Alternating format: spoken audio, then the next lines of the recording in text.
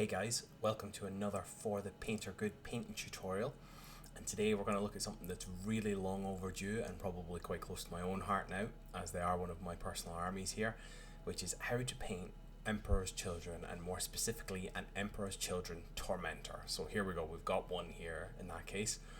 As I said, this is long overdue, to be honest with you. I was that busy trying to get my own Champions of Slaanesh box done. I got to the last 5 Tormentors in the box and basically turned around and was like, I better get some of these, better get a tutorial for this. So, without further ado, let's dive into it. I've primed the model in Chaos Black spray from Citadel, obviously.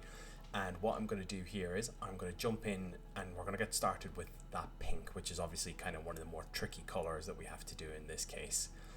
I do apologise for some of the focus on this as well, by the way, but to get us started with the pink, we're going to dive in with a 50-50 mix of Pro Acryl, Bold Titanium White and Pink Horror.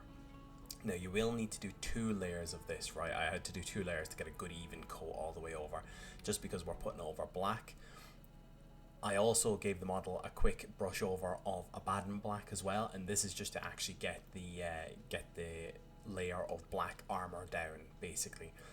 So we don't have to touch the black anymore unless you want to do a few edge highlights here, but as you can see, I'm just taking my time layering up the pink armor here.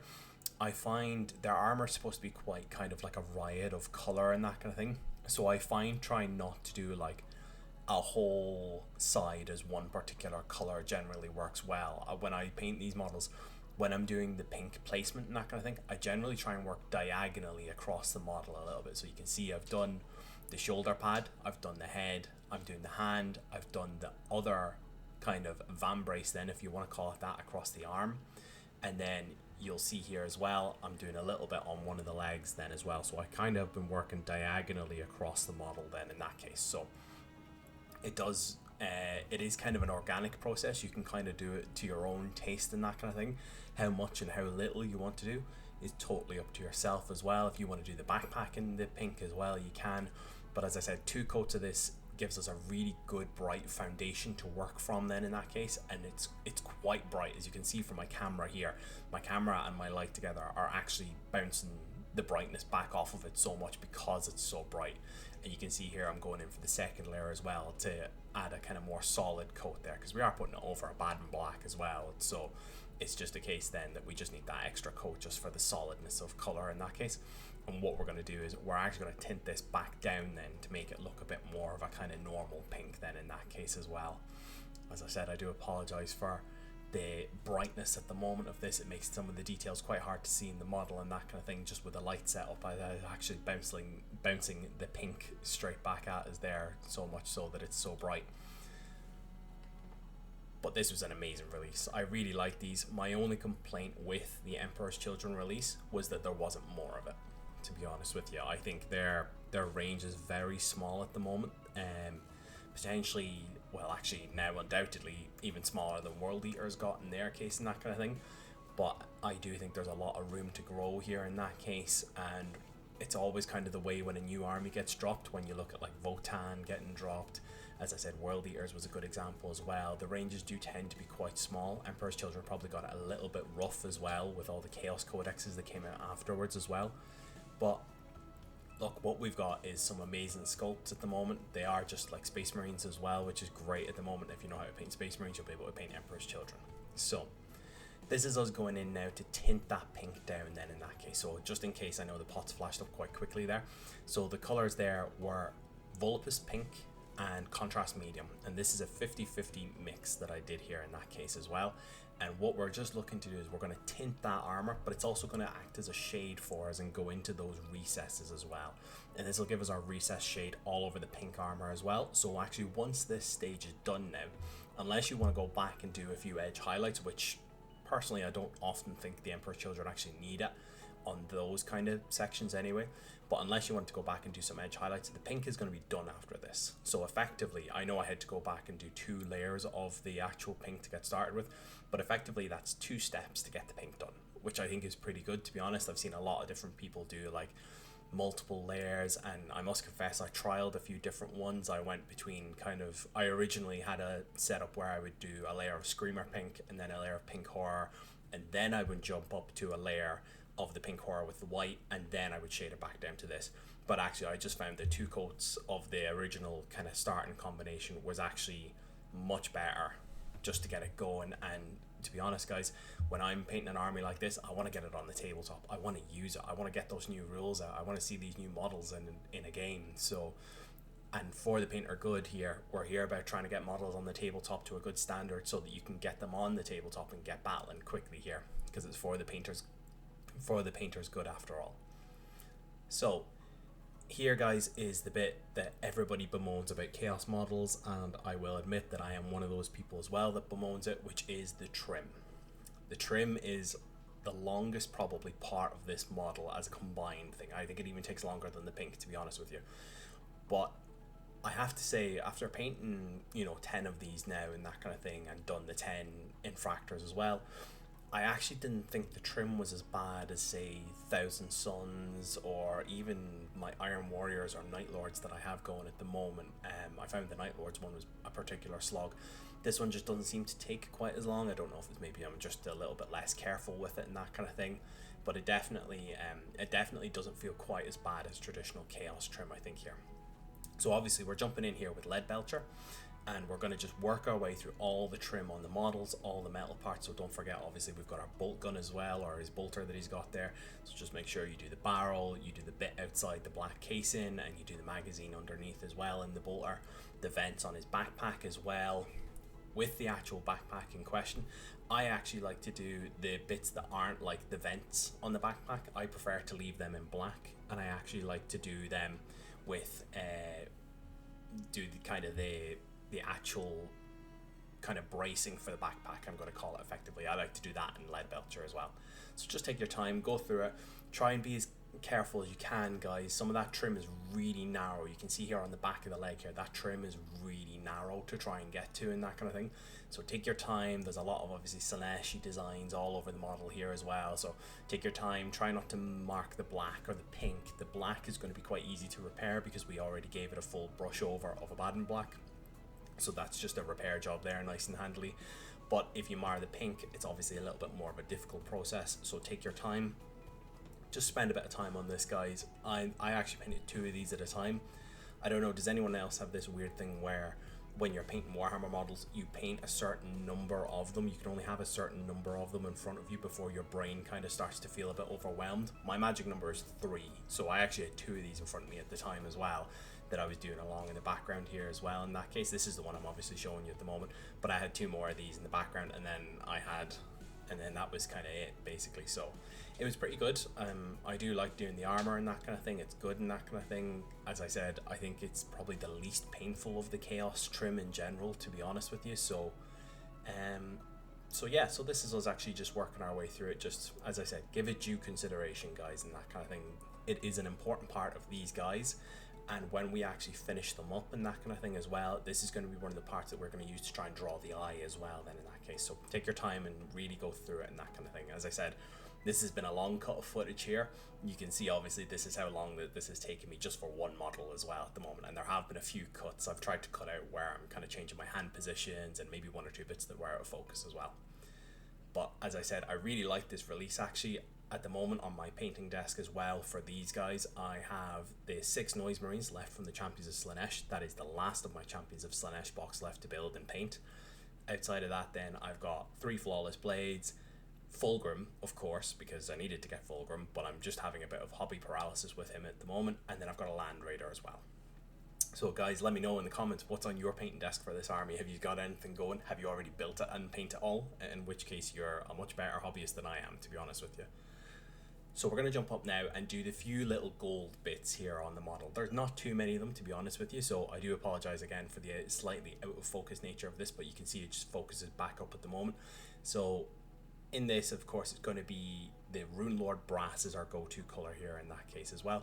And what we're going to do is we're going to jump in and we're going to, of course, do that Palatine on the shoulder there, the Emperor's Children Legion symbol, of course.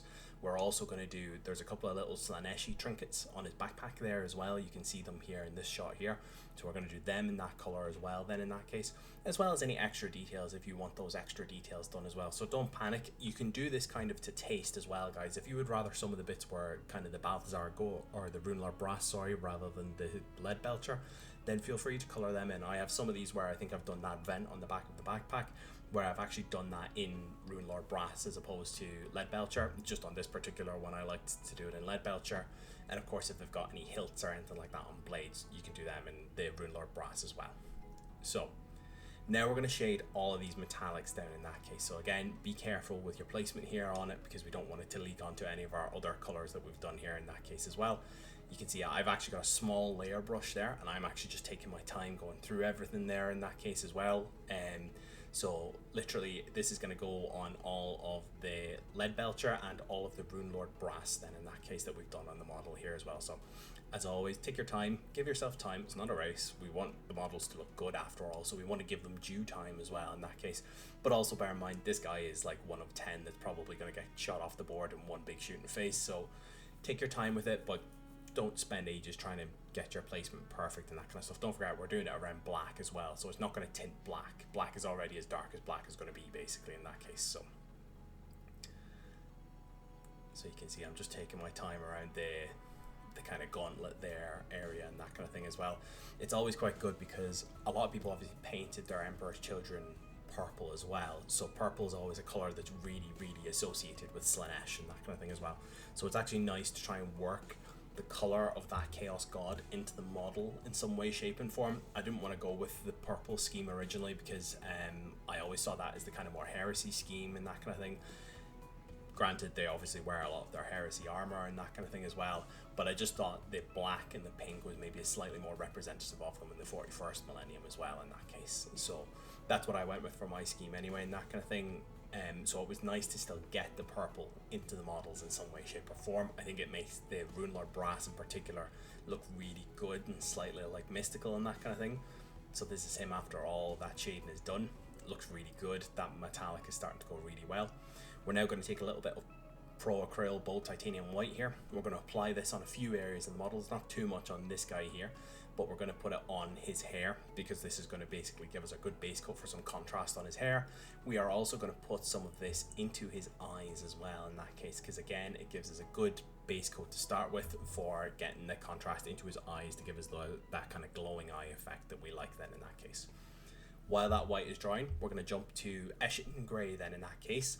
And you can see there, I've just applied that on the bolt gun there, just to differentiate it from the body there as well. You can apply this on any of the black armor that you want as well, but I'm trying to save you guys time here and get an army ready quite quickly in that case. And I'm aware that these steps are already taking a little bit long here, so I don't want to waste your time here with unnecessary steps that I don't think will add a huge amount to the model. But please feel free to do so if you do want to. If you really like edge highlighting, jump in and do it because it will make it look better, but it's just not something that I looked for in this model when I'm going to do more edge highlights already. So this is where we're going to make that trim pop now. The silver trim is going to pop really nicely now. So we're going to jump up to Stormhost Silver here and run this as an edge highlight all across the silver trim here. So you can see, just take your time. I'm using the side of my brush. Don't overload your brush either, and that's a really key thing here. It's kind of an underappreciated skill to thin your paint correctly and then do a nice edge highlight as well in that case.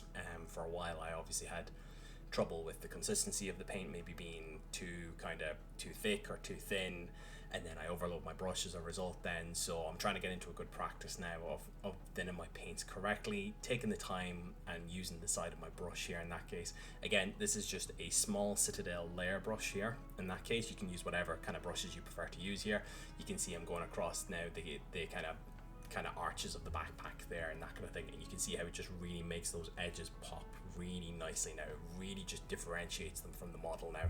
It just adds that worn quality to the metal there and that kind of stuff. This is like, these would brush off of things, you know, they would shoulder charge enemies and that kind of thing, so their trim would get scratched, their backpacks would maybe sustain fire from enemies and that kind of thing.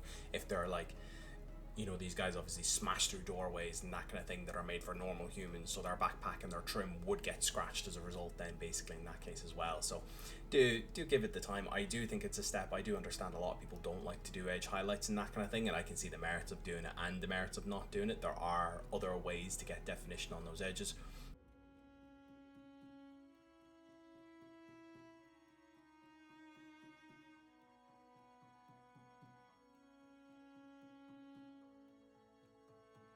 But look at just how that pops, guys. I think that looks so good there. It just makes that trim look so much better, I think, to be honest with you.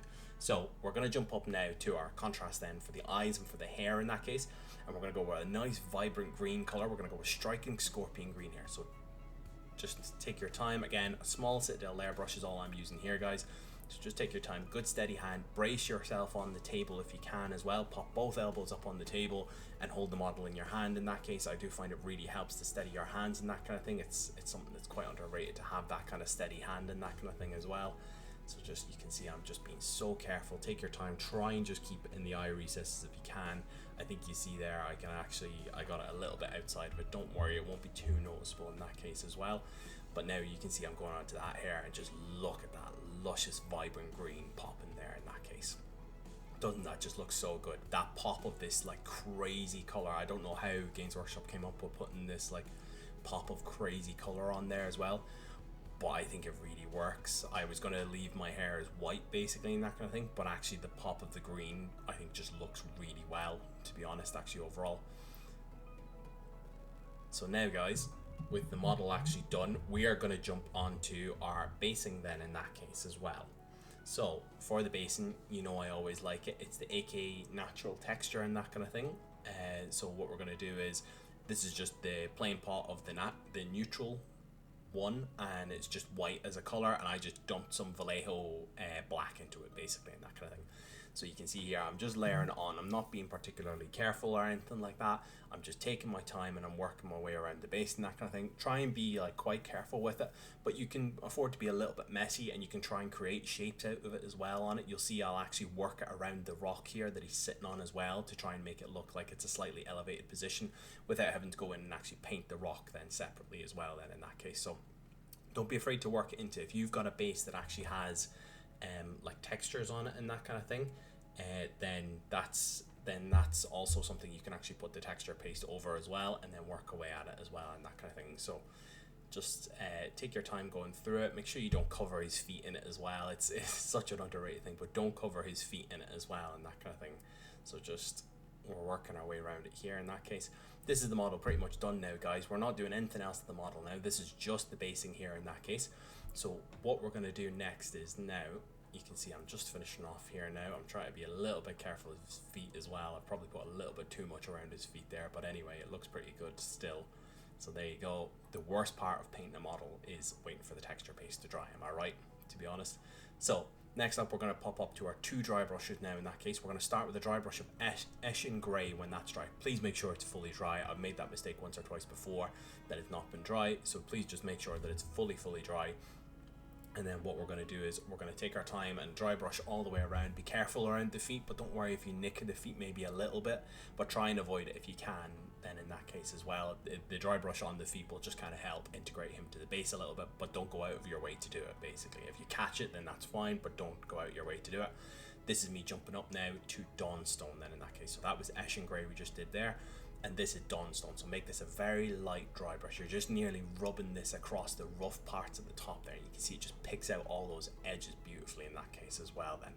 So now, with a bit of luck, we should see a couple of still images of our finished Emperor's Children Tormentor.